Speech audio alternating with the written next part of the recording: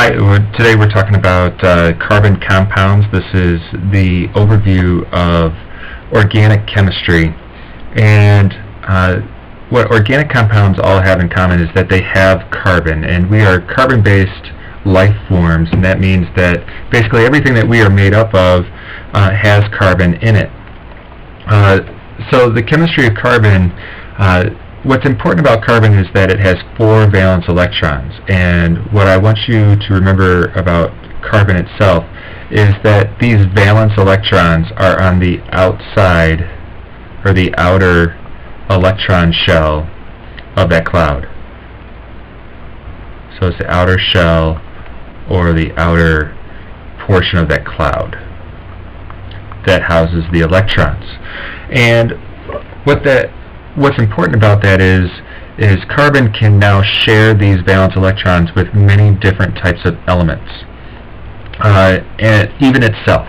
So it can connect to hydrogen, it can connect to oxygen, phosphorus, sulfur, nitrogen, and other carbon atoms. And it shares, so that means that since we're sharing, we have covalent bonds between carbon and other things. When carbon bonds to itself, it can form a single, double, or even a triple bond. And that's going to change the shape and the strength of the compound. And so chains of carbon atoms can form in rings or just regular chains, or as we see in isooctane here, there's several chains connected together. So even though all of these things have just carbon and hydrogen in them, they look very different because of carbon's 4 valence electrons and how they can share them easily. Macromolecules are just big molecules. Macro means giant or big. And so macromolecules are going to be made by putting a lot of different smaller molecules together. These smaller molecules are called monomers. And the reason that we talk about macromolecules and carbon together is that because carbon can share its electrons so easily, it makes carbon compounds a really nice monomer. And so because they can link together in different ways, these monomers can be pieced together in different orders to create different polymers. These monomers can be identical or they can be different, but they're going to create long chains that create a polymer. Remember that mono means one, and poly means more than one or many. And that's going to become a theme here today. So there are 4 major groups of macromolecules found in living things: carbohydrates, lipids, nucleic acids, and proteins. And we're going to take a quick look at all 4 of these things. Carbohydrates are going to be made up of carbon, hydrogen, and oxygen, usually in a 1:2:1 ratio. So for every 1 carbon, as I find my pen here, for every 1 carbon there's going to be 2 hydrogens and 1 oxygen. And so if we go over and look at this glucose molecule and we count up the number of carbons, there's 1, 2, 3, 4, 5, 6 carbons.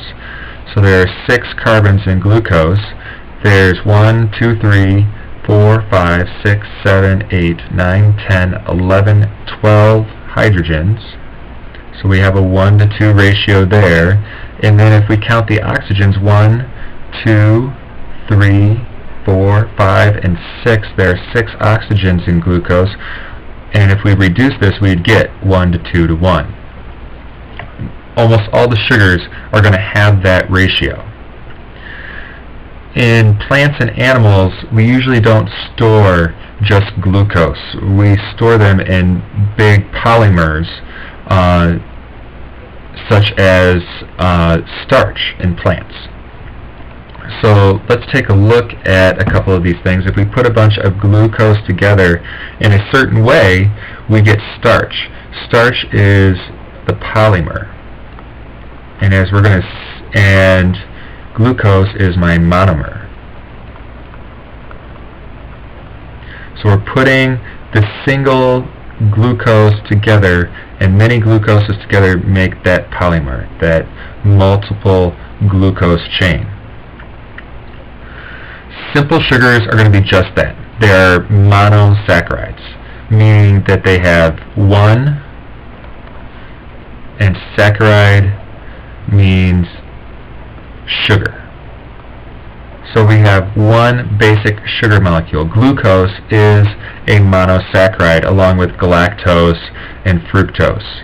Galactose is found in milk and fructose is found in many fruits.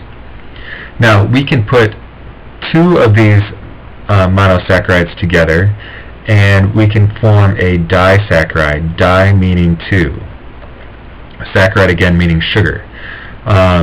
And so this would be a polymer, but since it only has two of those monomers, we give it a special name in terms of sugars and we call them a disaccharide. Complex carbohydrates are going to be large macromolecules formed from monosaccharides, and these are known as polysaccharides. So again, mono meaning one, saccharide meaning sugar. When we put all of those together, we are going to have many sugars. So poly meaning many.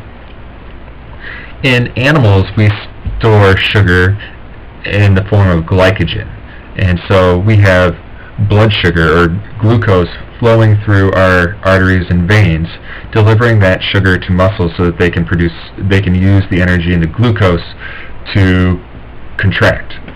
Well, if we don't have enough sugar in our blood, then what our body does is it calls on the glycogen, and a little piece of glucose breaks off of the glycogen and goes into our bloodstream so that we have a source of energy even though maybe we don't have time to eat.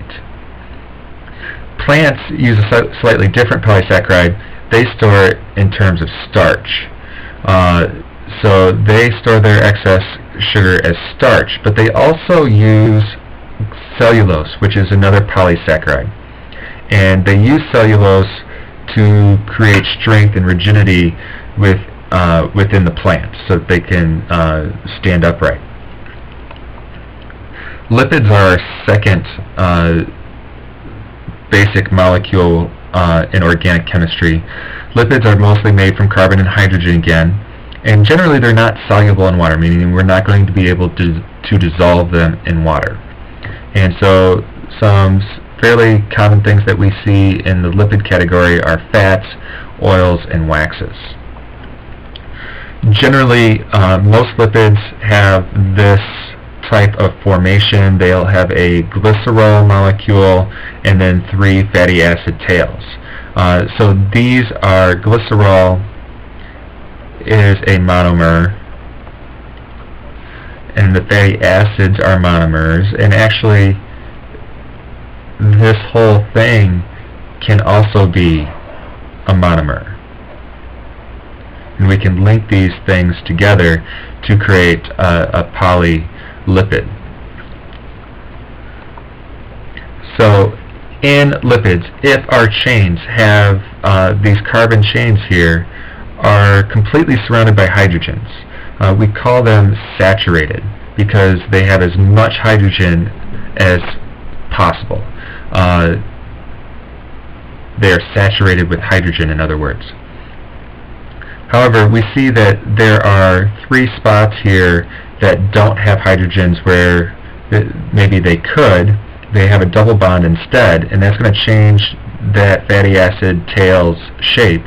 But those are called, and I know it's hard to see because I put the monomer here, but if they have a double bond, so they don't have as much hydrogen as possible, they are called unsaturated fats. And these are usually liquid, in the liquid phase at room temperature.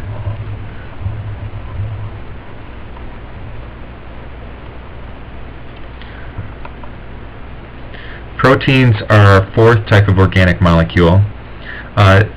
Proteins always contain nitrogen, as well as carbon, hydrogen, and oxygen. Proteins are going to be polymers of molecules called amino acids. Amino acids are the monomer for our proteins. And what happens is these amino acids will link together with covalent bonds, and they're called peptide bonds. So a special type of covalent bond called a peptide bond links amino acids together to create a polypeptide. Those are huge terms for you.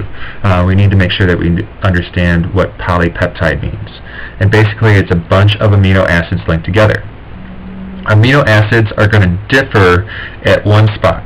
Here we have a general structure of amino acid. We have an amino group and we have a carboxyl group.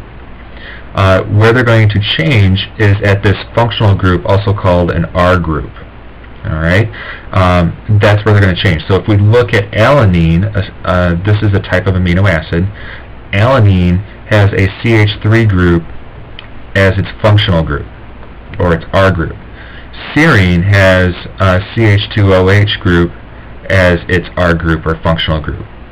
Now we can put these together in a polypeptide chain by linking them with a peptide bond between the carboxyl group, between this carboxyl group and this amino group.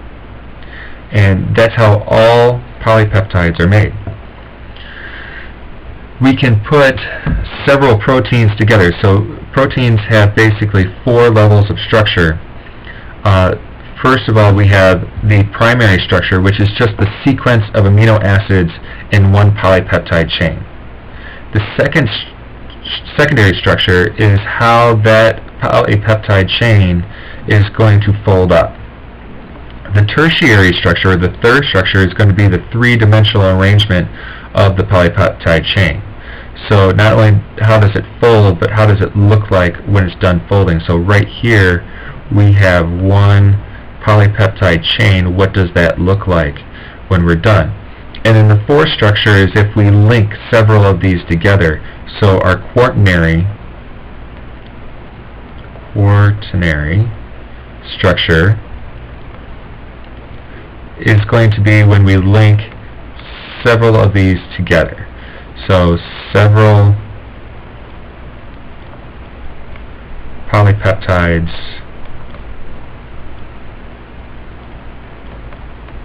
linked together. So this whole thing right here would be the quaternary structure.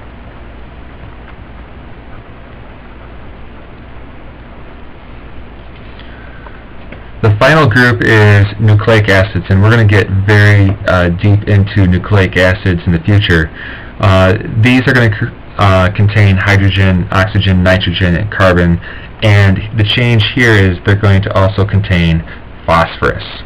Nucleic acids are polymers assembled from individual monomers known as nucleotides. So nucleotides is the monomer, nucleic acids is the polymer.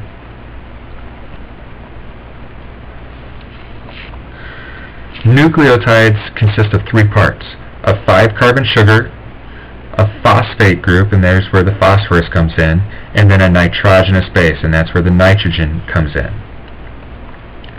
Individual nucleotides are going to be joined together by covalent bonds to form a polynucleotide chain or a nucleic acid. Either of these is correct as the polymer. Basically, there are 2 types of nucleic acids, RNA and DNA. The difference between them is that RNA, the R stands for the sugar ribose, so this is ribose nucleic acid. DNA contains the sugar deoxyribose, so the D stands for the deoxyribose. So there's a link here between the 2 names. Alright, and so what I want you guys to think about as we go through this is why we have these 4 different types of organic molecules. What do each of those 4 organic molecules do? Alright, so I already told you all of that. So when you come to class tomorrow, what I want you to think about is what jobs are those 4 different types of organic molecules doing. Have a couple of examples for each, and I will see you in the morning. Have a great day.